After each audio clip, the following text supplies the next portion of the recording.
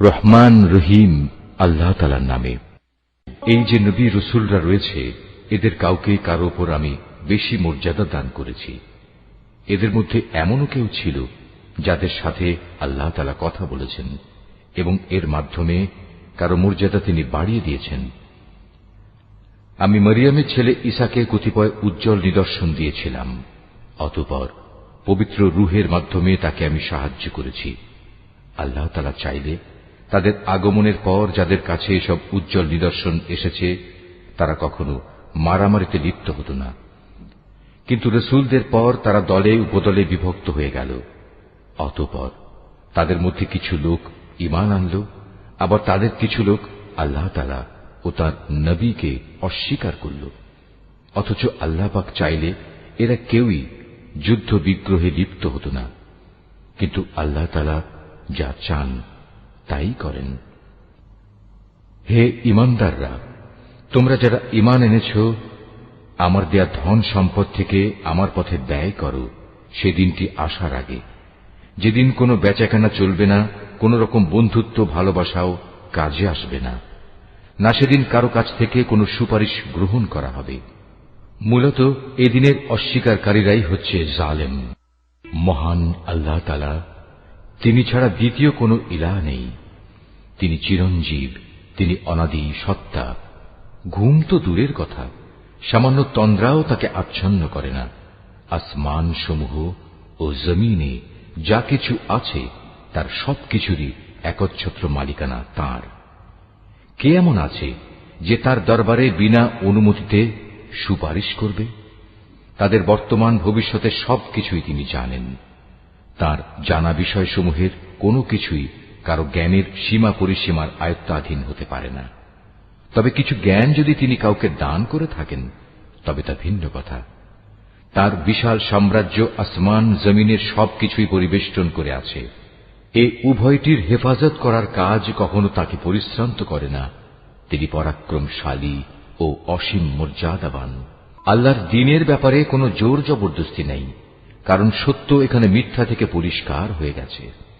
তোমাদের মধ্যে যদি কোনো ব্যক্তি বাতিল মতাদর্শকে অস্বীকার করে আল্লাহর দেয়া জীবনাদর্শের উপর ঈমান আনে, সে যেন এর মাধ্যমে এমন এক শক্তিশালী রশি ধরল যা কোনোদিনই ছিঁড়ে যাবার নয়। আল্লাহ তাআলা সবকিছুই শোনেন এবং সবকিছুই জানেন। যারা আল্লাহর উপর ঈমান আনে, আল্লাহ তাআলাই হচ্ছেন তাদের সাহায্যকারী বন্ধু। তিনি জাহেলিয়াতের অন্ধকার থেকে তাদের ঈমানের আলোতে বের করে নিয়ে আসেন। অপরদিকে যারা আল্লাহকে অস্বীকার করে, বাতিল শক্তিসমূহই হয়ে থাকে তাদের সাহায্যকারী। তা তাদের দ্বীনের আলোক থেকে কুফরির অন্ধকারের দিকে নিয়ে যায়। এরাই হচ্ছে প্রকৃতপক্ষে জাহান্নামের অধিবাসী। সেখানে তারা চিরদিন থাকবে। তুমি কি সে ব্যক্তির অবস্থা দেখোনি যে ব্যক্তিকে আল্লাহ তাআলা দুনিয়ার রাষ্ট্র ক্ষমতা দেওয়ার পর সেই ইব্রাহিমের সাথে স্বয়ং মালিকের ব্যাপারে বিতর্কে লিপ্ত হল? বিতর্কের এক পর্যায়ে ইব্রাহিম বলল, আমার মালিক তিনি, যিনি সৃষ্টিকুলকে জীবন দান করেন, মৃত্যু দান করেন। সে বলল, জীবন মৃত্যু তো আমিও দিয়ে থাকি। ইব্রাহিম বলল, আমার আল্লাহ তাআলা পূর্ব দিক থেকে প্রতিদিন সূর্যের উদয় ঘটান। একবার তুমি তা পশ্চিম দিক থেকে বের করে দেখাও তো। এতে সত্য অস্বীকারী ব্যক্তিটি হতভম্ব হয়ে গেল। আসলে আল্লাহ তাআলা জালেম জাতিকে কখনো পথের দিশা দেন না। অথবা ঘটনাটি কি সেই ব্যক্তির মতো যে একটি বস্তির পাশ দিয়ে যাবার সময় যখন দেখল তা বিধ্বস্ত হয়ে আপন অস্তিত্বের উপর মুখ থুবড়ে পড়ে আছে, তখন সে ব্যক্তি বলল, এ মৃত জনপদকে কিভাবে আল্লাহ তাআলা আবার পুনরুজ্জীবন দান করবেন? এক পর্যায়ে আল্লাহ তাআলা সত্যি সত্যি তাকে মৃত্যু দান করলেন এবং এভাবেই তাকে 100 বছর ধরে মৃত ফেলে রাখলেন।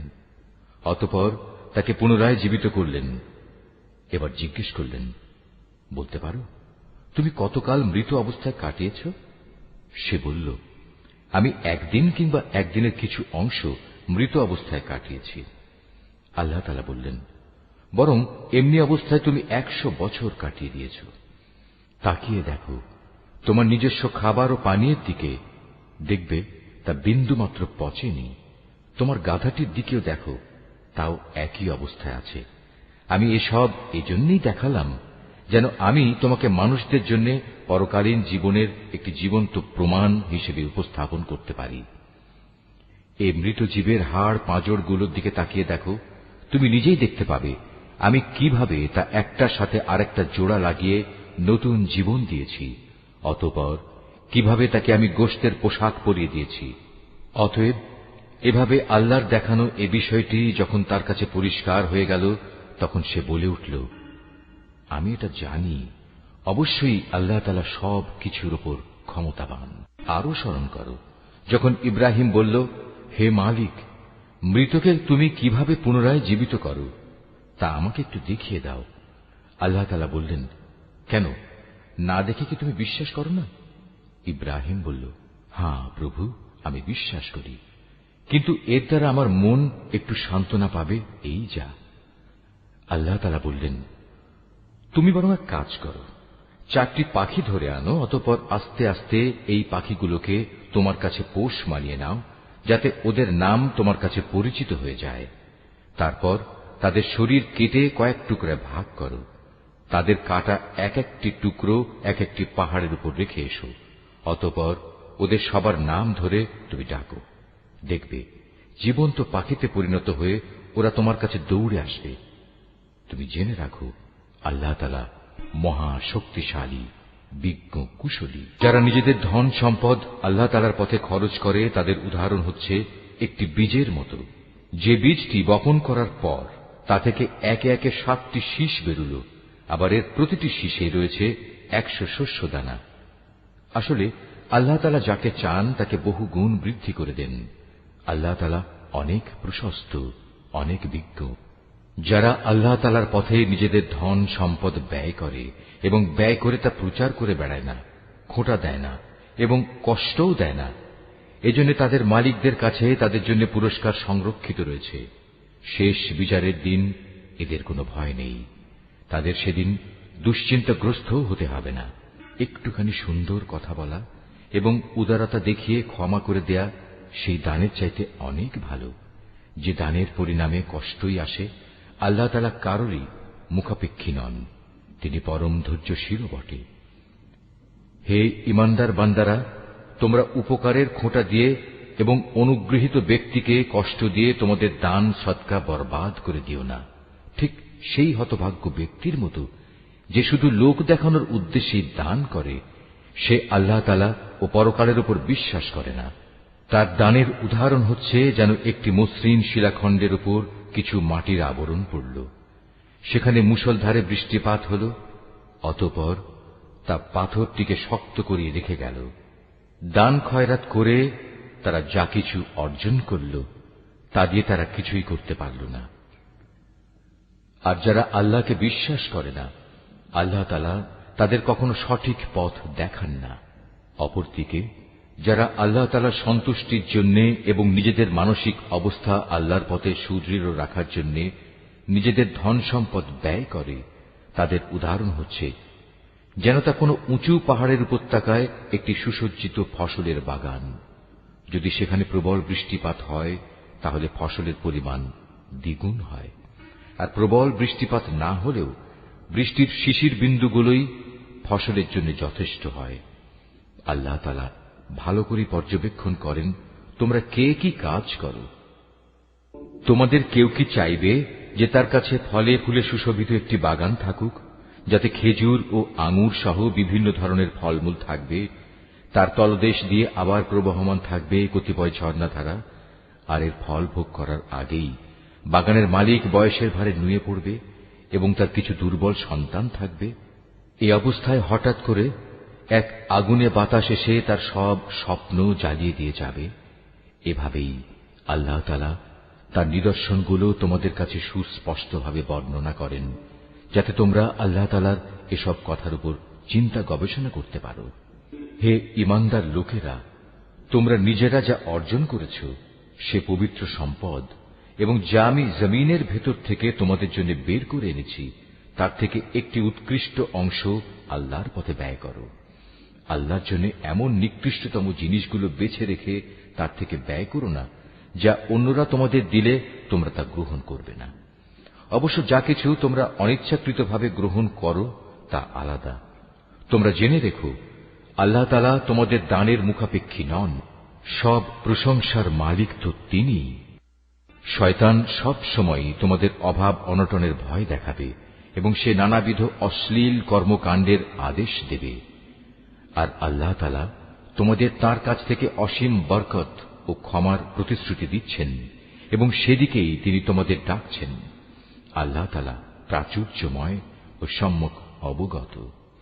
আল্লাহ তাআলা যাকে চান তাকে একান্তভাবে তার পক্ষ থেকে বিশেষ জ্ঞান দান করেন। আর যে ব্যক্তিকে আল্লাহ তাআলার সেই বিশেষ জ্ঞান দেওয়া হল, সে যেন মনে করে তাকে প্রচুর কল্যাণ দান করা হয়েছে। আর প্রজ্ঞা সম্পন্ন ব্যক্তি ছাড়া আল্লাহর এসব কথা থেকে অন্য কেউ কোনো শিক্ষায় গ্রহণ করতে পারে না।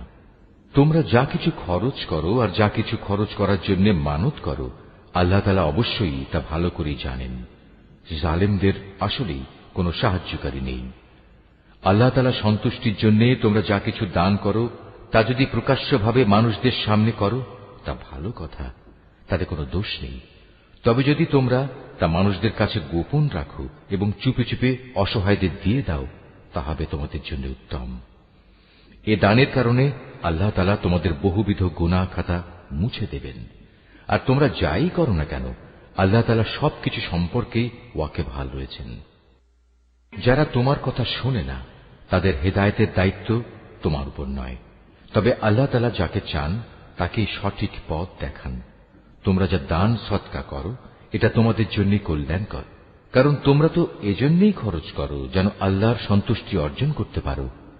তোমরা আজ যা কিছু দান করবে, আগামীকাল তার পুরোপুরি পুরস্কার তোমাদের আদায় করে দেয়া হবে।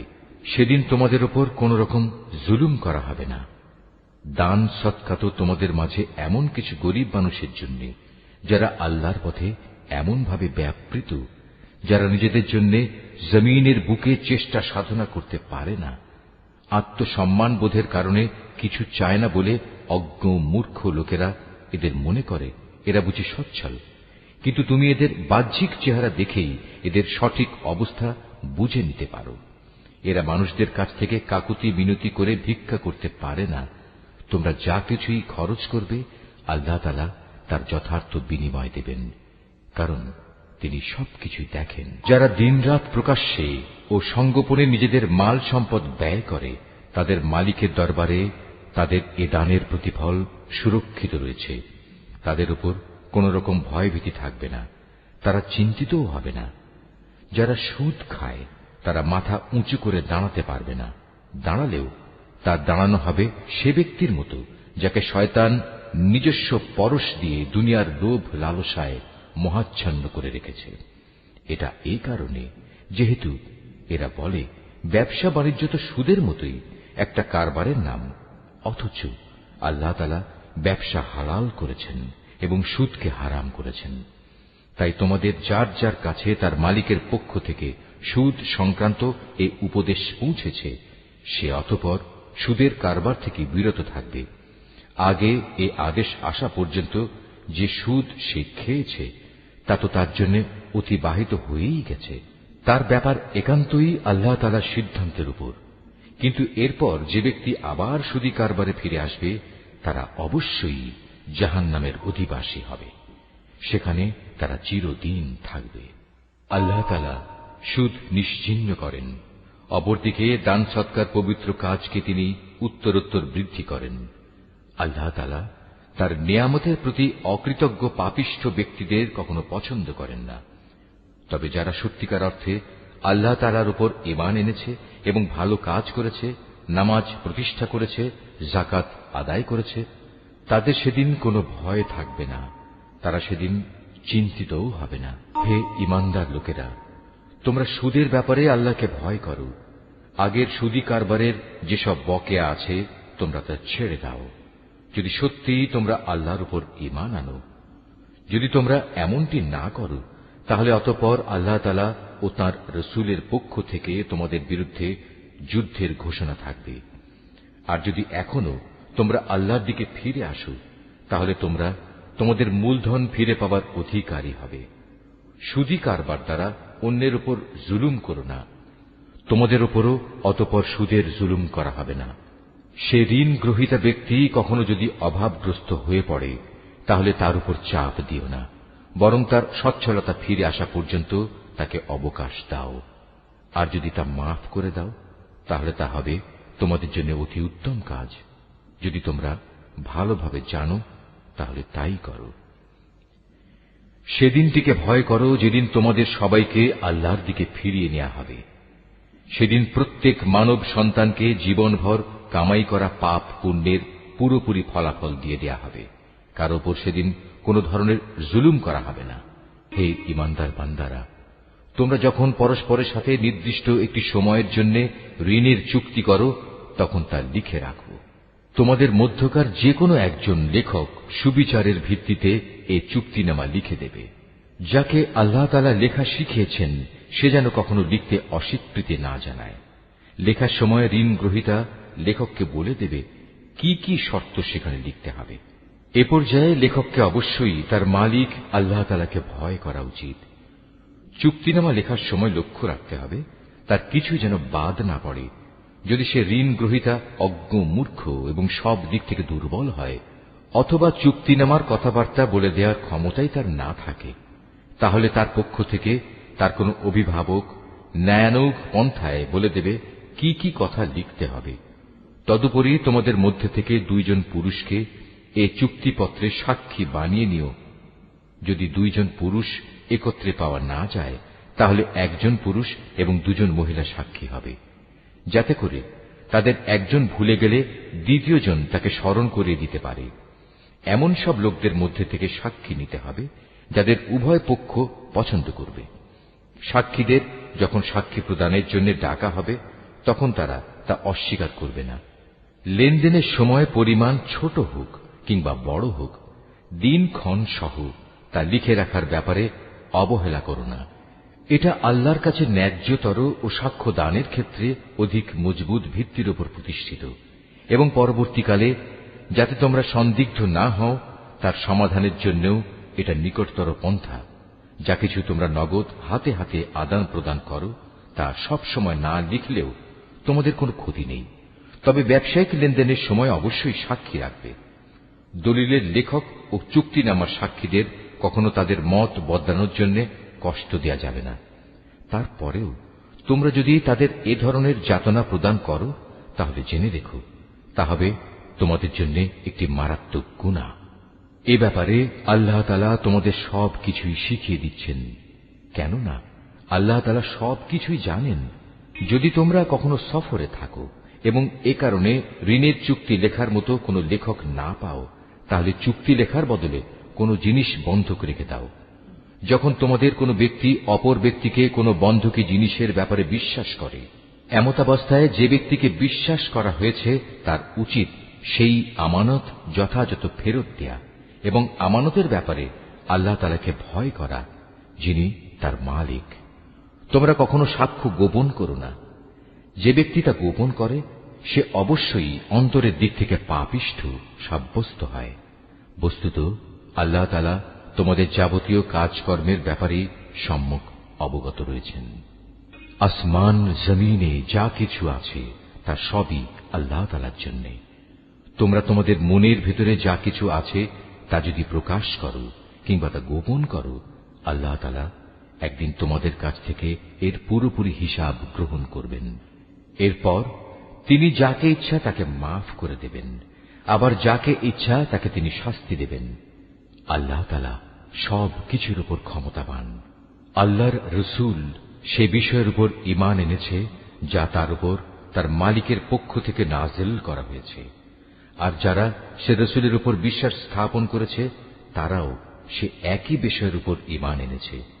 এরা সবাই ঈমান এনেছে আল্লাহর উপর, তার ফেরেশতাদের উপর, তার কিতাব সমূহের উপর, তার রসুলদের উপর। তারা বলে, আমরা তার পাঠানো নবী রসুলদের কারো মাঝে কোন রকম পার্থক্য করি না। আর তারা বলে, আমরা তো আল্লাহর নির্দেশ শুনেছি এবং তা মেনেও নিয়েছি।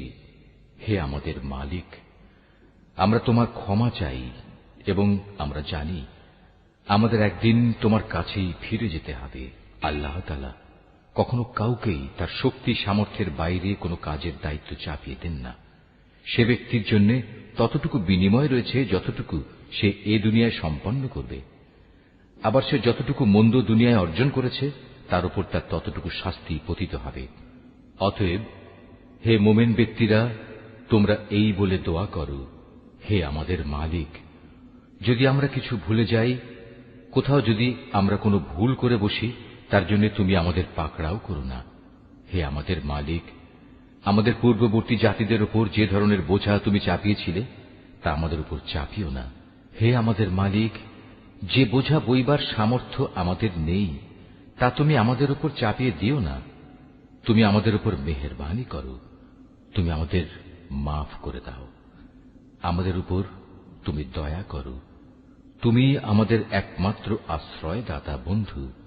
অতএব কাফেরদের মোকাবেলায় তুমি আমাদের সাহায্য করো।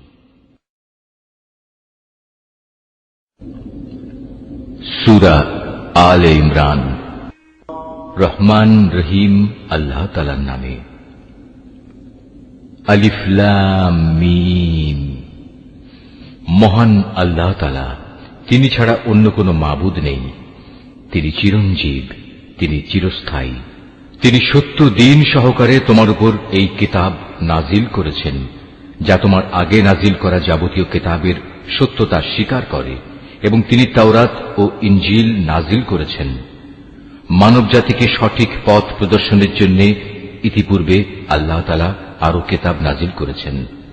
তিনি হক ও বাতিলের মধ্যে ফয়সালা করার মানদণ্ড হিসেবে কোরআন অবতীর্ণ করেছেন। তা সত্ত্বেও যারা আল্লাহ তাআলার নিদর্শন সমূহকে অস্বীকার করবে তাদের জন্য রয়েছে কঠোর শাস্তি। আল্লাহ তাআলা অসীম ক্ষমতার মালিক, তিনি চরম প্রতিশোধ গ্রহণকারীও বটে। আল্লাহ তাআলার কাছে আকাশমালা ও ভূখণ্ডের কোন তথ্যই গোপন নেই। তিনি তো সেই মহান সত্তা যিনি মায়ের পেটে থাকতেই তার ইচ্ছা মতো তোমাদের আকৃতি গঠন করেছেন। আসলেই আল্লাহ তাআলা ছাড়া দ্বিতীয় কোনো মাবুদ নেই। তিনি প্রচন্ড ক্ষমতাশালী এবং প্রবল প্রজ্ঞাময়। তিনি সেই মহান সত্তা। তিনি তোমার উপর এই কিতাব নাজিল করেছেন। এই কিতাবে দু ধরনের আয়াত রয়েছে। এর কিছু হচ্ছে সুস্পষ্ট দ্ব্যর্থহীন আয়াত, সেগুলি হচ্ছে কিতাবের মৌলিক অংশ। এছাড়া বাকি আয়াতগুলো হচ্ছে রূপক বর্ণনায় বর্ণিত মানুষের মাঝে যাদের অন্তরে বক্রতা রয়েছে।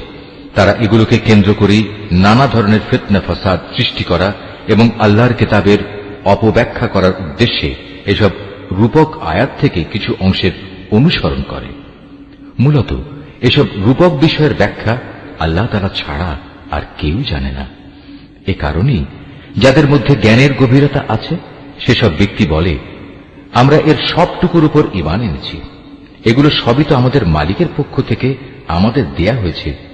সত্য কথা হচ্ছে, আল্লাহর হেদায়েতে প্রজ্ঞা সম্পন্ন লোকেরাই কেবল শিক্ষা গ্রহণ করে থাকে। তারা আরো বলে, হে আমাদের মালিক, একবার যখন তুমি আমাদের সঠিক পথের দিশা দিয়েছ, তখন আর তুমি আমাদের মনকে বাঁকা করে দিও না।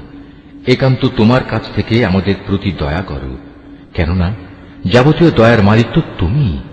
হে আমাদের মালিক, তুমি অবশ্যই সমগ্র মানব জাতিকে তোমার সামনে হিসাব নিকাশের জন্য একদিন একত্রিত করবে, এতে কোন রকম সন্দেহ নাই। নিঃসন্দেহে আল্লাহ তাআলা কখনোই ওয়াদা ভঙ্গ করেন না। যারা আল্লাহ তাআলা ও তাঁর বিধান অস্বীকার করেছে তাদের ধন সম্পদ ও সন্তান সন্ততি আল্লাহর আযাব থেকে তাদের বাঁচানোর ব্যাপারে কোনই উপকারে আসবে না। পরিণামে তারাই হবে জাহান্নামের ইন্ধন। তাদের পরিণতি হবে ফিরআউন ও তাদের পূর্ববর্তী নাফরমান জাতিসমূহের মতো। তারা আমার আয়াতসমূহ মিথ্যা প্রতিপন্ন করেছিল। অতএব তাদের অপরাধের কারণে আল্লাহ তাআলা তাদের শক্ত করে পাকড়াও করলেন।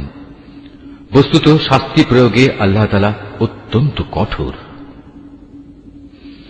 হে নবী, যারা আল্লাহকে অস্বীকার করে সেসব বিদ্রোহী কাফেরদের তুমি বলে দাও, অচিরেই তোমরা এ দুনিয়ায় লাঞ্ছিত পরাজিত হবে এবং পরকালে তোমাদের জাহান্নামের আগুনের কাছে জড়ো করা হবে।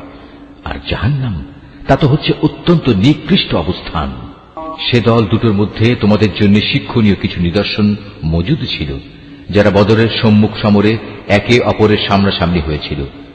এদের মধ্যে এক বাহিনী লড়ছিল আল্লাহর দ্বীনের পথে, আর অপর বাহিনীটি ছিল অবিশ্বাসী কাফেরদের। এই সম্মুখ সমর তারা চর্মচক্ষু দিয়ে তাদের প্রতিপক্ষকে তাদের দ্বিগুণ দেখতে পাচ্ছিল। তারপরেও আল্লাহ তাআলা যাকে চান তাকে সাহায্য ও বিজয় দান করেন।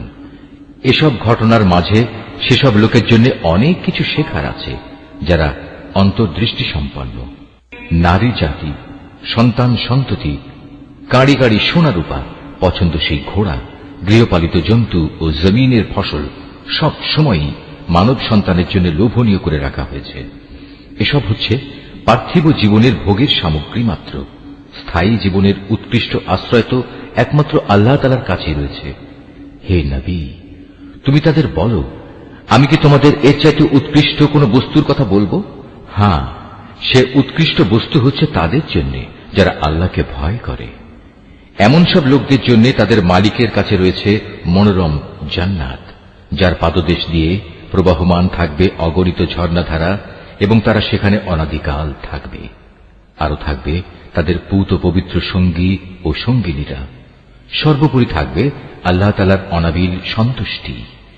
আল্লাহ তাআলা নিজ বান্দাদের কার্যকলাপের উপর সর্বদা সতর্ক দৃষ্টি রাখেন।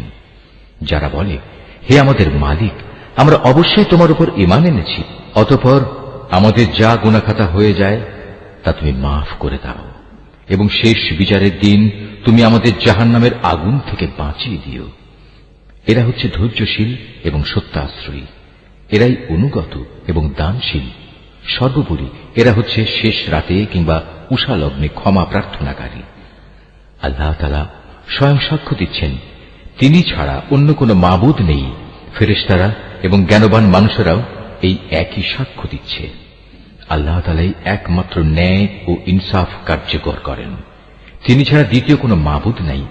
তিনি পরাক্রমশালী, তিনি প্রজ্ঞাময়। নিঃসন্দেহে মানুষের জীবন বিধান হিসেবে আল্লাহ তাআলার কাছে ইসলামই একমাত্র গ্রহণযোগ্য ব্যবস্থা। যাদের আল্লাহর পক্ষ থেকে কিতাব দেওয়া হয়েছিল, তারা এই জীবন বিধান থেকে বিচ্যুত হয়ে নিজেরা একে অপরের প্রতি বিদ্বেষ ও হিংসার বশবর্তী হয়ে বিভিন্ন দলে উপদলে বিভক্ত হয়ে মতানৈক্যে লিপ্ত হয়ে পড়েছিল। তাও আবার তাদের কাছে আল্লাহর পক্ষ থেকে সঠিক জ্ঞান আসার পর যে ব্যক্তি আল্লাহর বিধান অস্বীকার করবে তার জানা উচিত অবশ্যই আল্লাহ তাআলা দ্রুত হিসাব গ্রহণকারী। যদি এসব মানুষ তোমার সাথে এ ব্যাপারে কোনরূপ বিতর্কে লিপ্ত হয়, তাহলে তুমি তাদের বলে দাও, আমি এবং আমার অনুসারীরা সবাই আল্লাহর কাছে আত্মসমর্পণ করে নিয়েছি। অতঃপর যাদের আল্লাহর পক্ষ থেকে কিতাব দেওয়া হয়েছে এবং যারা কোনো কিতাব না পেয়ে মূর্খ থেকে গেছে, তাদের সবাইকে জিজ্ঞাসা করো, তোমরা কি সবাই আল্লাহর কাছে আত্মসমর্পণ করেছ? হ্যাঁ, তারা যদি জীবনের সর্বক্ষেত্রে আল্লাহর আনুগত্য মেনে নেয়, তাহলে তারা তো সঠিক পথ পেয়েই গেল। কিন্তু তারা যদি ঈমান থেকে মুখ ফিরিয়ে নেয়, তাহলে মনে রেখো, তোমার দায়িত্ব হচ্ছে কেবল আমার কথা পৌঁছে দেয়া। আল্লাহ তাআলা বান্দাদের কর্মকাণ্ড পর্যবেক্ষণ করছেন। নিঃসন্দেহে যারা আল্লাহর নাজিল করা নিদর্শন সমূহ অস্বীকার করে, যারা অন্যায়ভাবে নবীদের হত্যা করে এবং মানব জাতিকে যারা ন্যায় ও ইনসাফ মেনে চলার আদেশ দেয় তাদের হত্যা করে, এদের তুমি এক কঠোর শাস্তির সুসংবাদ দাও। এদের অবস্থা হচ্ছে দুনিয়া আখিরাত উভয় স্থানেই এদের কর্ম ব্যর্থ নিষ্ফল হয়ে গেছে, আর এ কারণেই এদের কোথাও কোনো সাহায্যকারী থাকবে না। হে নবী, তুমি তাদের সম্পর্কে চিন্তা করে দেখেছ কি, যাদের আমার কিতাবের কিছু অংশ দেয়া হয়েছিল, অতঃপর তাদের যখন আল্লাহর কিতাবের সে অংশের দিকে ডাকা হল যা তাদের মধ্যকার অমীমাংসিত বিষয়সমূহের মীমাংসা করে দেবে, তখন তাদের একদল লোক এ হেদায়েত থেকে মুখ ফিরিয়ে নিল। মূলত এরাই হচ্ছে সেসব লোক যারা আল্লাহর ফয়সালা থেকে পরান্মুখ থাকে। এটা এ কারণে যে এ নির্বোধ লোকেরা বলে, দোজখের আগুন আমাদের শরীর কখনো স্পর্শ করবে না, আর যদি একান্ত করেও তা হবে হাতে গোনা কয়েকটি দিনের ব্যাপার মাত্র। মূলত তাদের নিজেদের ধর্ম বিশ্বাসের মাঝে নিজেদের মন গড়া ধারণাই তাদের প্রতারিত করে রেখেছে। অতঃপর সেদিন অবস্থান কেমন হবে, যেদিন আমি সমগ্র মানব সন্তানকে একত্রিত করব, যেদিন সম্পর্কে কোনো দ্বিধা সন্দেহের অবকাশ নেই। সেদিন প্রত্যেক মানব সন্তানকেই তার নিজস্ব অর্জিত বিনিময় পুরোপুরি দিয়ে দেয়া হবে এবং সেদিন কারো উপর বিন্দুমাত্র জুলুম করা হবে না। হে নবী, তুমি বলো, হে রাজাধিরাজ মহান আল্লাহ, তুমি যাকে ইচ্ছা তাকে সাম্রাজ্য দান করো, আবার যার কাছ থেকে চাও তা কেড়েও নিয়ে যাও। যাকে ইচ্ছা তুমি সম্মানিত করো, যাকে ইচ্ছা তুমি অপমানিত করো। সব রকমের কল্যাণ তো তোমার হাতেই নিবদ্ধ। নিশ্চয়ই তুমি সবকিছুর উপর একক ক্ষমতাবান। তুমি রাতকে দিনের মাঝে শামিল করো, আবার দিনকে রাতের ভেতর শামিল করো। প্রাণহীন বস্তু থেকে তুমি যেমন প্রাণের আবির্ভাব ঘটাও, আবার প্রাণহীন অসাড় বস্তু বের করে আনো প্রাণ সর্বস্ব জীব থেকে, এবং যাকে ইচ্ছা তুমি বিনা হিসেবে রিজিক দান করো। ইমানদার ব্যক্তিরা কখনো ইমানদারদের বদলে অবিশ্বাসী কাফেরদের নিজেদের বন্ধু বানাবে না। যদি তোমাদের কেউ তা করে তবে আল্লাহর সাথে তার কোনো সম্পর্কই থাকবে না। হ্যাঁ, তাদের কাছ থেকে কোনো আশঙ্কা থাকলে তোমরা নিজেদের বাঁচাতে গেলে ভিন্ন কথা। আল্লাহ তাআলা তো বরং তার নিজের ব্যাপারেই তোমাদের ভয় দেখাচ্ছেন বেশি, কারণ তোমাদের আল্লাহর কাছেই ফিরে যেতে হবে। হে নবী, তুমি বলো, তোমরা তোমাদের মনের ভেতর কিছু গোপন করে রাখো কিংবা তা সবার সামনে প্রকাশ করে দাও, তা আল্লাহ তাআলা ভালোভাবে অবগত হন। আসমান, জমিন ও এর আভ্যন্তরীণ সবকিছু তিনি জানেন। সর্বোপরি আল্লাহ তাআলা সৃষ্টি লোকের সবকিছুর উপর ক্ষমতাবান। তিনি সকল শক্তির আধার। যেদিন প্রত্যেকেই তার ভালো কাজ সামনে হাজির দেখতে পাবে, যে ব্যক্তির কৃতকর্ম খারাপ থাকবে সে সেদিন কামনা করতে থাকবে যে তার মধ্যে এবং বিচারের এই দিনটির মাঝে যদি দুস্তর একটা তফাৎ থাকত। আল্লাহ তাআলা তো তোমাদের তার ক্ষমতা ও শাস্তি থেকে ভয় দেখাচ্ছেন, কারণ আল্লাহ তাআলা তার বান্দাদের সাথে অত্যন্ত অনুগ্রহশীল। হে নবী, তুমি বলো, তোমরা যদি আল্লাহ তাআলাকে ভালোবাসো তাহলে আমার কথা মেনে চলো, তাহলে আল্লাহ তাআলাও তোমাদের ভালোবাসবেন এবং তিনি তোমাদের গুনাহ খাতা মাফ করে দেবেন। আল্লাহ তাআলা অত্যন্ত ক্ষমাশীল ও দয়াবান। তুমি আরো বলো, তোমরা আল্লাহ তাআলা ও তার রাসূলের কথা মেনে চলো। এই আহ্বান সত্ত্বেও তারা যদি এ থেকে মুখ ফিরিয়ে নেয়, তুমি জেনে রেখো আল্লাহ তাআলা কখনো কাফেরদের পছন্দ করেন না।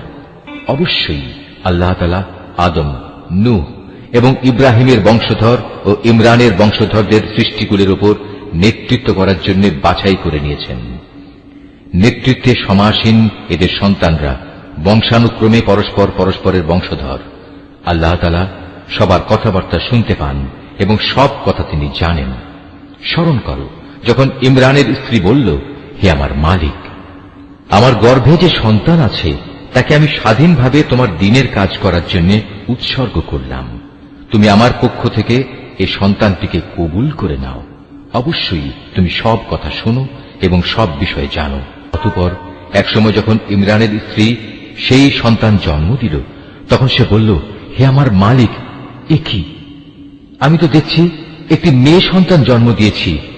একটা মেয়েকে কিভাবে আমি তোমার পথে উৎসর্গ করব? আল্লাহ তাআলা তো ভালোভাবেই জানতেন ইমরানের স্ত্রী কোন ধরনের শিশু জন্ম দিয়েছে। আসলে আল্লাহ তাআলার কোন কোন কাজের জন্য ছেলে কিন্তু কখনো মেয়ের মতো হবে না। ইমরানের স্ত্রী বলল, আমি এ শিশুর নাম রাখলাম মারিয়াম, এবং আমি এই শিশু ও তার অনাগত সন্তানকে অভিশপ্ত শয়তানের অনিষ্ট থেকে রক্ষার জন্য তোমার কাছে আশ্রয় চাই। আল্লাহ তাআলা ইমরানের স্ত্রীর দোয়া কবুল করলেন এবং এ মেয়েটিকে অত্যন্ত আগ্রহ ভরেই গ্রহণ করে নিলেন এবং ধীরে ধীরে এই মেয়েটিকে তিনি ভালোভাবে গড়ে তুললেন। আর সেজন্যই আল্লাহ তাআলা তাকে জাকারিয়ার তত্ত্বাবধানে রেখে দিলেন। বড় হবার পর যখনই জাকারিয়া তার কাছে তার নিজস্ব ইবাদতের কক্ষে যেত, তখনই দেখতে পেত সেখানে কিছু খাবার মজুদ রয়েছে। খাবার দেখে জাকারিয়া জিজ্ঞেস করত, হে মারিয়াম, এসব খাবার তোমার কাছে কোত্থেকে আসে? মারিয়াম জবাব দিত, এসব আসে আমার মালিক আল্লাহর কাছ থেকে। আর অবশ্যই আল্লাহ তাআলা যাকে চান তাকে বিনা হিসেবে রিজিক দান করেন। সেখানে দাঁড়িয়েই জাকারিয়া তার মালিকের কাছে দোয়া করল, হে আমার মালিক, তুমি তোমার কাছ থেকে আমাকে তোমার অনুগ্রহের প্রতীক হিসেবে একটি নেক সন্তান দান করো। নিশ্চয়ই তুমি মানুষের ডাক শোনো। ফেরেশতারা তাকে ডাক দিল এমন এক সময়ে যখন সে ইবাদতের কক্ষে নামাজ আদায় করছিল, ফেরেশতারা বলল, হে জাকারিয়া, আল্লাহ তাআলা তোমার ডাক শুনেছেন। অবশ্যই আল্লাহ তাআলা তোমাকে ইয়াহিয়ার জন্ম সম্পর্কে সুসংবাদ দিচ্ছেন। তোমার সে সন্তান আল্লাহর পক্ষ থেকে তার বাণীর সত্যায়ন করবে। সে হবে সমাজের নেতা, সে হবে সচ্চরিত্রবান, সে হবে নবী, সর্বোপরি সে হবে সৎ কর্মশীল ব্যক্তিদের একজন। এ কথা শুনে জাকারিয়া বলল, হে আমার মালিক, আমার ঘরে ছেলে হবে কিভাবে? একে তো আমি নিজে বার্ধক্যে উপনীত হয়ে গেছি, তদুপরি আমার স্ত্রীও বন্ধা, সন্তান ধারণে সম্পূর্ণ অক্ষম। আল্লাহ তাআলা বললেন, হ্যাঁ, এভাবেই হয়। আল্লাহ তাআলা যা চান তাই তিনি করেন। জাকারিয়া নিবেদন করল, হে মালিক, তুমি আমার জন্য এর কিছু পূর্ব লক্ষণ ঠিক করে দাও। আল্লাহ তাআলা বললেন, হ্যাঁ, তোমার সে লক্ষণ হবে এই যে তুমি 3 দিন 3 রাত পর্যন্ত মানুষের সাথে ইশারা ইঙ্গিত ছাড়া কথাবার্তা বলবে না। এই অবস্থায় তুমি তোমার মালিককে বেশি বেশি স্মরণ করবে এবং সকাল সন্ধ্যায় তার পবিত্র নামসমূহের তসবিহ পাঠ করতে থাকবে। রুকু 5। অতঃপর মরিয়ম বয়প্রাপ্ত হল। আল্লাহর ফেরেশতারা যখন বলল, হে মরিয়ম, আল্লাহ তাআলা নিঃসন্দেহে তোমাকে একটি বিশেষ কাজের জন্য বাছাই করেছেন এবং এজন্য তোমাকে তিনি পবিত্র করেছেন এবং বিশ্বের নারীকুলের উপর তিনি তোমাকে সম্মানিত করেছেন। হে মরিয়ম, এর যোগ্য হওয়ার জন্য তুমি সর্বদা তোমার মালিকের অনুগত হও, তার কাছে আনুগত্যের মাথা নত করো। রুকুকারীদের সাথে তুমিও আল্লাহর সামনে রুকু করো। হে নবী, এ সবই ছিল তোমার জন্য অদৃশ্য লোকের সংবাদ। আমি এগুলো তোমাকে ওহির মাধ্যমে জানিয়েছি, নতুবা তুমি তো সেখানে তাদের পাশে হাজির ছিলে না, বিশেষ করে যখন ইবাদতখানার পুরোহিতরা মরিয়মের পৃষ্ঠপোষক কে হবে এটা নির্বাচনের জন্য ভাগ্যরেখায় কলম নিক্ষেপ করেছিল, আর তুমি তাদের ওখানে উপস্থিত ছিলে না যখন তারা বিতর্ক করছিল। অতঃপর ফেরেশতারা বলল, হে মরিয়ম, অবশ্যই আল্লাহ তাআলা তোমাকে একটি পুত্র সন্তানের জন্ম সংক্রান্ত নিজস্ব এক বাণীর সুসংবাদ দিচ্ছেন। তার নাম হবে মসীহ। সে পরিচিত হবে মরিয়মের পুত্র ঈসা হিসাবে। দুনিয়া আখিরাতের উভয় স্থানেই সে সম্মানিত হবে। সে হবে আল্লাহর সান্নিধ্যপ্রাপ্ত ব্যক্তিদের অন্যতম। সে দোলনায় থাকা অবস্থায় যেমন মানুষের সাথে কথা বলতে পারবে, পরিণত বয়সেও তেমনি ভাবে তাদের সাথে কথা বলবে। বস্তুত সে হবে নেককার মানুষদের একজন।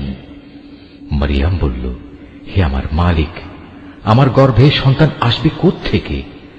আমাকে তো কখনো কোনো মানুষ সন্তান স্পর্শ পর্যন্ত করেনি। আল্লাহ তাআলা বললেন, এভাবেই আল্লাহ তাআলা যাকে চান তাকে চিরাচরিত নিয়ম ছাড়াই পয়দা করেন। তিনি যখন কোনো কাজ করার সিদ্ধান্ত নেন তখন শুধু তাকে বলেন, হয়ে যাও, অতঃপর সাথে সাথে তা সংঘটিত হয়ে যায়। ফেরেশতারা মরিয়মকে বলল, তোমার সন্তানকে আল্লাহ তাআলা তাঁর কিতাব ও প্রজ্ঞার বিষয়গুলো শেখাবেন, সাথে সাথে তিনি তাকে তাওরাত এবং ইনজিলও শিক্ষা দেবেন। আল্লাহ তাআলা তাকে বনী ইসরাইলদের কাছে রসুল করে পাঠালেন। অতঃপর সে আল্লাহর রসুল হয়ে তাদের কাছে এসে বলল, আমি নিঃসন্দেহে তোমাদের মালিকের কাছ থেকে নবুয়তের কিছু নিদর্শন নিয়ে এসেছি। সেই নিদর্শনগুলো হচ্ছে, আমি তোমাদের জন্য মাটি দ্বারা পাখির মতো করে একটি আকৃতি গঠন করব এবং পরে তাতে খুঁ দেব। অতঃপর তোমরা দেখবে এই আকৃতিটি আল্লাহর ইচ্ছায় জীবন্ত পাখি হয়ে যাবে, আর জন্মান্ধ এবং কুষ্ঠ রোগীকেও সুস্থ করে দেব। আল্লাহর ইচ্ছায় এভাবে আমি মৃতকেও জীবিত করে দেব। আমি তোমাদের আরো বলে দেব, তোমরা নিজের ঘরে কি কি জিনিস খাও, আবার কি জিনিস না খেয়ে জমা করে রাখো। মূলত তোমরা যদি আল্লাহর উপর ঈমান আনো তাহলে নিঃসন্দেহে এতে তোমাদের জন্য নিদর্শন রয়েছে। মসীহ ঈসা ইবনে মরিয়ম আরো বলবে, তাওরাতের যে বাণী আমার কাছে রয়েছে আমি তার সত্যায়নকারী। তাছাড়া তোমাদের উপর হারাম করে রাখা হয়েছে এমন কতিপয় জিনিসও আমি তোমাদের জন্য হালাল করে দেব, এবং আমি তোমাদের মালিকের পক্ষ থেকে এই নিদর্শন নিয়েই এসেছি। অতএব তোমরা আল্লাহকে ভয় করো এবং আমার আনুগত্য করো। নিশ্চয়ই আল্লাহ তাআলা আমার মালিক, তোমাদেরও মালিক। অতএব তোমরা তাঁরই ইবাদত করো, আর এটাই হচ্ছে একমাত্র সঠিক ও সোজা পথ। অতঃপর ঈসা যখন তাদের থেকে কুফরি আঁচ করতে পারল, তখন সে সাথীদের ডেকে বলল, কে আছো তোমরা? আল্লাহ তাআলার পথের দিকে চলার সময় আমার সাহায্যকারী হবে? হাওয়ারীরা বলল, হ্যাঁ, আমরাই হব আল্লাহর সাহায্যকারী। আমরা আল্লাহর উপর ঈমান এনেছি। হে ঈসা, তুমি সাক্ষী থাকো, আমরা সবাই এক একজন অনুগত বান্দা। হাওয়ারীরা বলল, হে আল্লাহ, তুমি যা কিছু নাজিল করেছ আমরা তার উপর ঈমান এনেছি এবং আমরা রাসূলের কথাও মেনে নিয়েছি, সুতরাং তুমি সত্যের পক্ষে সাক্ষ্যদাতাদের সাথে আমাদের নাম লিখে দাও। অতঃপর বনী ইসরায়েলের লোকেরা আল্লাহর নবীর বিরুদ্ধে দারুণ শঠতা করল, তাই আল্লাহ কৌশলের পন্থা গ্রহণ করলেন। বস্তুত আল্লাহ তাআলাই হচ্ছেন সর্বোত্তম কৌশলী। যখন আল্লাহ তাআলা বললেন, হে ঈসা, আমি তোমার এই দুনিয়ার জীবন কাটানোর কাল শেষ করতে যাচ্ছি এবং বর্তমান পরিস্থিতিতে আমি তোমাকে আমার কাছে তুলে আনব। যারা তোমাকে মেনে নিতে অস্বীকার করছে তাদের যাবতীয় পাপ থেকেও আমি তোমাকে পবিত্র করে নেব, আর যারা তোমাকে অনুসরণ করছে তাদের আমি কিয়ামত পর্যন্ত এই অস্বীকারীদের উপর বিজয়ী করে রাখব। অতঃপর তোমাদের সবাইকে আমার কাছেই ফিরে আসতে হবে। সেদিন ঈসা সম্পর্কিত যেসব বিষয়ে তোমরা মতবিরোধে লিপ্ত ছিলে তার সবকটি বিষয়ই আমি তোমাদের মাঝে মীমাংসা করে দেব। যারা আমার বিধান অস্বীকার করেছে আমি তাদের এই দুনিয়ায় অপমান ও আখিরাতে আগুনে দগ্ধ হওয়ার কঠোরতর শাস্তি দেব। এ থেকে বাঁচানোর মতো সেদিন তাদের কোনো সাহায্যকারী থাকবে না। অপরদিকে যারা আল্লাহর উপর ঈমান এনেছে এবং ভালো কাজ করেছে, অতঃপর আল্লাহ তাদের সবাইকে তাদের পাওনা পুরোপুরি আদায় করে দেবেন। আল্লাহ তাআলা জালেমদের কখনো ভালোবাসেন না। এই কিতাব যা আমি তোমাকে পড়ে শোনাচ্ছি তা হচ্ছে আল্লাহর নিদর্শন ও জ্ঞানপূর্ণ উপদেশ বিশেষ। সত্য কথা হচ্ছে আল্লাহ তাআলার কাছে ঈসার উদাহরণ হচ্ছে প্রথম মানুষ আদমের মতো। তাকেও আল্লাহ তাআলা মাতা পিতা ছাড়া সরাসরি মাটি থেকে পয়দা করেছেন। তারপর তাকে বললেন, এবার তুমি মানুষে পরিণত হয়ে যাও। সাথে সাথে তা মানুষ হয়ে গেল। এ হচ্ছে তোমার মালিক আল্লাহর পক্ষ থেকে আসা সত্য প্রতিবেদন। অতঃপর তোমরা কখনো সেসব দলে সামিল হও না যারা ঈসার ব্যাপারে নানা রকম সন্দেহ পোষণ করে। এ বিষয়ে আল্লাহর কাছ থেকে সঠিক জ্ঞান আসার পরেও যদি কেউ তোমার সাথে খামোখা ঝগড়া বিবাদ ও তর্ক করতে চায়, তাহলে তুমি তাদের বলে দাও, এসো আমরা সবাই এ ব্যাপারে একমত হই। আমরা আমাদের ছেলেদের ডাকবো এবং তোমাদের ছেলেদেরও ডাকবো, একইভাবে আমরা ডাকবো আমাদের নারীদের এবং তোমাদের নারীদেরও। সাথে সাথে আমরা আমাদের নিজেদের এবং তোমাদেরও একসাথে জড়ো হওয়ার জন্য ডাক দেব। অতঃপর সবাই এক জায়গায় জড়ো হলে আমরা বিনীতভাবে আবেদন করব, আমাদের মধ্যে যে মিথ্যাবাদী তার উপর আল্লাহর অভিশাপ বর্ষিত হোক। এ হচ্ছে সঠিক ও নির্ভুল ঘটনা। আল্লাহ তাআলা ছাড়া দ্বিতীয় কোনো মাবুদ নাই। নিঃসন্দেহে আল্লাহ তাআলা পরম শক্তিশালী ও প্রজ্ঞাময়। অতঃপর তারা যদি এ চ্যালেঞ্জ থেকে মুখ ফিরিয়ে নেয়, তাহলে তারা যেন জেনে রাখে আল্লাহ তাআলা কলহ সৃষ্টিকারীদের ভালো করেই জানেন। হে নবী, তুমি বলো, হে কিতাবধারীরা, এসো আমরা উভয় একমত হই এমন এক কথায় যা আমাদের কাছে এক ও অভিন্ন, এবং সে কথাটি হচ্ছে আমরা উভয়ই আল্লাহ তাআলা ছাড়া অন্য কারো ইবাদত করব না এবং তার সাথে অন্য কিছুকে অংশীদার বানাব না। সর্বোপরি এক আল্লাহ তাআলা ছাড়া আমরা আমাদের মাঝেও একে অপরকে প্রভু বলে মেনে নেব না। অতঃপর তারা যদি এ থেকে মুখ ফিরিয়ে নেয়, তাহলে তাদের তুমি বলে দাও, তোমরা সাক্ষী থেকো, আমরা আল্লাহর সামনে আনুগত্যের মাথা নত করে দিয়েছি। তুমি আরো বলো, হে কিতাবধারীরা, তোমরা ইব্রাহিম সম্পর্কে আমাদের সাথে অযথা কেন তর্ক করো, অথচ তোমরা জানো তাওরাত ও ইনজিল তার অনেক পরে নাজিল করা হয়েছে। তোমরা কি একথা বুঝতে পারছ না? হ্যাঁ, এর কয়েকটি বিষয়ে তোমাদের হয়তো কিছু কিছু জানাশোনা ছিল এবং সে বিষয়ে তো তোমরা তর্ক বিতর্কও করলে, কিন্তু যেসব বিষয়ে তোমাদের কোনো জ্ঞানই নেই সেসব বিষয়ে তোমরা বিতর্কে লিপ্ত হচ্ছ কেন? আল্লাহ তাআলা তো সবকিছু জানেন, তোমরা কিছুই জানো না। সঠিক ঘটনা হচ্ছে ইব্রাহিম না ছিল ইহুদি না ছিল খ্রিস্টান, বরং সে ছিল একজন একনিষ্ঠ মুসলিম। সে কখনো মুশরিকদের দলভুক্ত ছিল না। মানুষদের ভেতর ইব্রাহিমের সাথে ঘনিষ্ঠতম সম্পর্কের বেশি অধিকার তো আছে সেসব লোকের যারা তার অনুসরণ করেছে। এ নবী ও তার উপর ঈমান আনয়নকারী হচ্ছে ইব্রাহিমের ঘনিষ্ঠতম ব্যক্তি। মূলত আল্লাহ তাআলা একমাত্র তাদেরই সাহায্যকারী পৃষ্ঠপোষক যারা তার উপর ঈমান আনে। এই কিতাবধারীদের একটি দল বিভ্রান্তি সৃষ্টি করে তোমাদের কোনো না কোনোভাবে পথভ্রষ্ট করে দিতে চায়, যদিও তাদের এ বোধটুকু নেই যে তাদের এসব কর্মপন্থা তাদের নিজেদের ছাড়া অন্য কোনো ব্যক্তিকেই পথভ্রষ্ট করতে পারবে না। হে কিতাবধারীরা, তোমরা জেনে বুঝে কেন আল্লাহর আয়াত ও তাঁর বিধান অস্বীকার করছ, অথচ এই ঘটনাসমূহের সত্যতার সাক্ষ্য তো তোমরা নিজেরাই বহন করছ। হে কিতাবধারীরা, কেন তোমরা হককে বাতিলের সাথে মিশিয়ে দিচ্ছ? এতে করে তোমরা তো সত্যকেই গোপন করে দিচ্ছ, অথচ এটা যে সত্যের একান্ত পরিপন্থী তা তোমরা ভালো করেই জানো। আহলে কিতাবদের মধ্যে থেকে একদল নির্বোধ তাদের নিজেদের লোকদের বলে, মুসলমানদের উপর যা কিছু অবতীর্ণ হয়েছে তোমরা সকালবেলায় তার উপর ঈমান আনো এবং বিকেলবেলায় গিয়ে তা অস্বীকার করো। এর ফলে তারা সম্ভবত ঈমান থেকে ফিরে আসবে। যারা তোমাদের জীবন বিধানের অনুসরণ করে এমন সব লোকজন ছাড়া অন্য কারো কথাই তোমরা মেনে নিও না। হে নবী, তুমি বলে দাও, একমাত্র হেদায়েত হচ্ছে আল্লাহর হেদায়েত।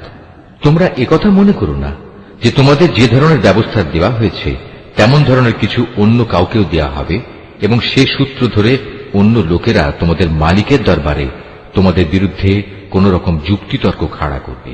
হে নবী, তুমি তাদের বলে দাও, হেদায়েতের এ অনুগ্রহ তো আল্লাহর হাতেই। তিনি যাকে ইচ্ছা তাকেই তা দান করেন। আল্লাহ তাআলা বিশাল প্রজ্ঞা সম্পন্ন। নিজের দয়া দিয়ে তিনি যাকে ইচ্ছা তাকে হিদায়াতের জন্য খাস করে নেন। বস্তুত আল্লাহ তাআলা হচ্ছেন অসীম দয়া ও অনুগ্রহের মালিক। আহলে কিতাবদের মধ্যে এমন লোকও আছে, তুমি যদি তাদের কাছে ধন সম্পদের এক স্তূপও আমানত রাখো, তারা চাওয়া মাত্রই তা তোমাকে ফেরত দেবে। আবার এদের মধ্যে এমন কিছু লোকও আছে যাদের কাছে যদি একটি দিনারও তুমি রাখো, তারা তা তোমাকে ফিরিয়ে দেবে না। হ্যাঁ, যদি এজন্যে তোমরা তাদের উপর চেপে বসতে পারো তাহলে সেটা ভিন্ন।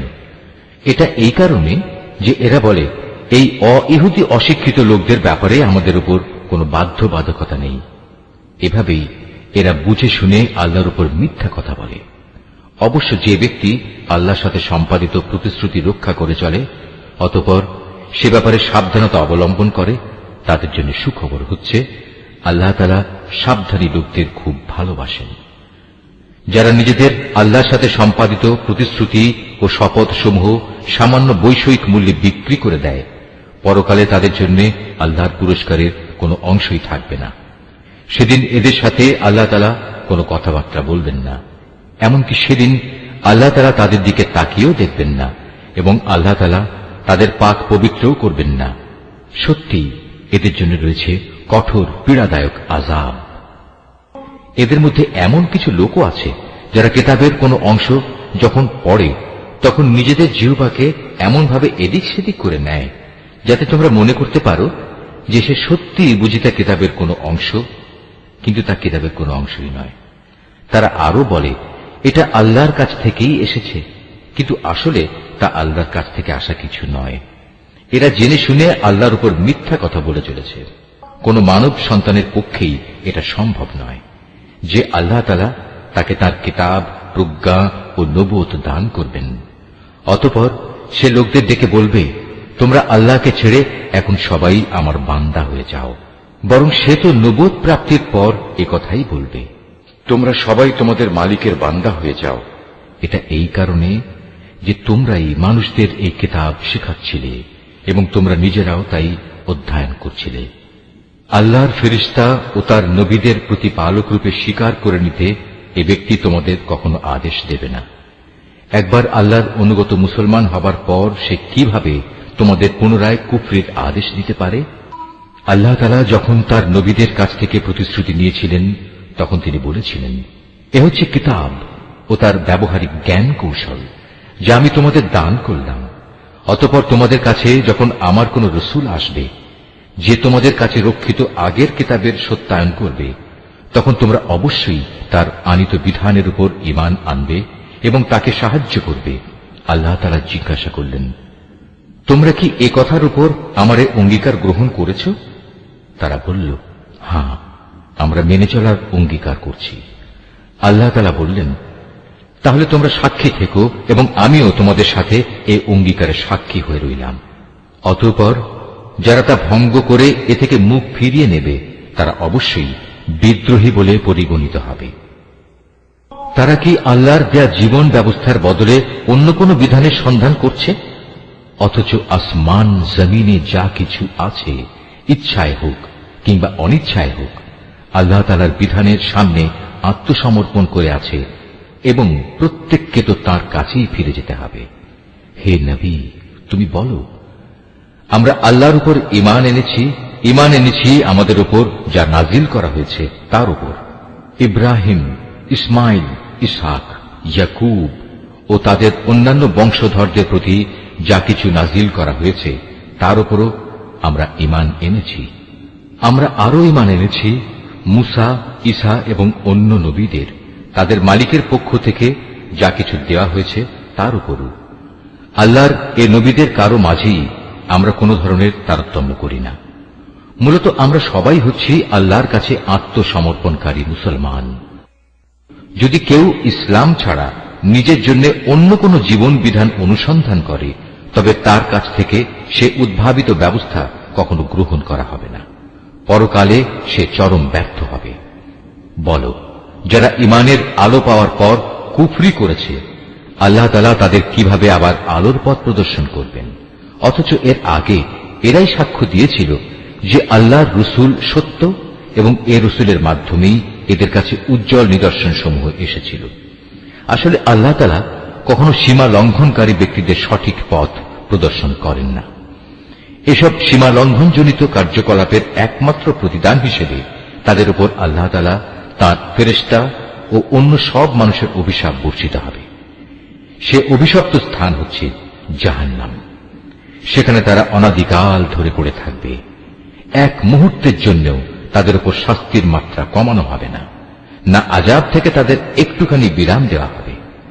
তবে তাদের কথা আলাদা, যারা এসব কিছুর পর তওবা করেছে এবং তারপর নিজেদের সংশোধন করে নিয়েছে। আল্লাহ তাআলা অবশ্যই ক্ষমাশীল ও পরম দয়ালু। কিন্তু যারা একবার ঈমান আনার পর কুফরির পথ অবলম্বন করেছে, অতঃপর তারা এই বেঈমানি কার্যকলাপ দিন দিন বাড়াতেই থেকেছে, আল্লাহর দরবারে তাদের তওবা কখনো কবুল হবে না, কারণ এ ধরনের লোকেরাই হচ্ছে পথভ্রষ্ট। রুকু 10।